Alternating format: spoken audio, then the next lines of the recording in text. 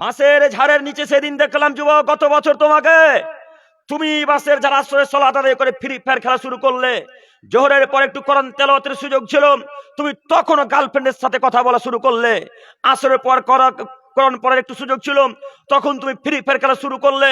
বলো যুবক, তুমি কিভাবে পরিত্রাণ পেতে পারো? তুমি এমনি সিয়াম পালন করেছো, তুমি রবকে খুশি করার জন্য করনি, তুমি মানুষকে, বর্দির লোককে, বর্দির জনগণকে দেখার জন্য সিয়াম পালন করেছো। তুমি মূলত আল্লাহকে খুশি করার জন্য সিয়াম পালন করনি। যদি করতে, তাহলে তুমি এই নোংরা খেলা এবং গান বাজনা দেখতে পারতে না। আজকের পর থেকে এখানে তওবা করে উঠবো, আল্লাহ আমরা সিয়াম পালন করে যেন তাকওয়াশীল অবলম্বন করতে পারি, আমরা যেন ভদ্র নম্র মানুষ হতে পারি, এই তৌফিক দান করে সকলে বলি আমিন। আজকে থেকে ওয়াদা করতে পারবো না, আজকের পর থেকে গানের মুখে লাথি মারতে পারবো না, আজকের পর থেকে ফ্রি ফায়ারের মুখে লাথি মারতে পারবো না। পারবো কি? পারবো ইনশাল্লাহ। আল্লাহ তুমি আমার যুবক ভাইদেরকে কবুল করো, সকলে বলি আমিন।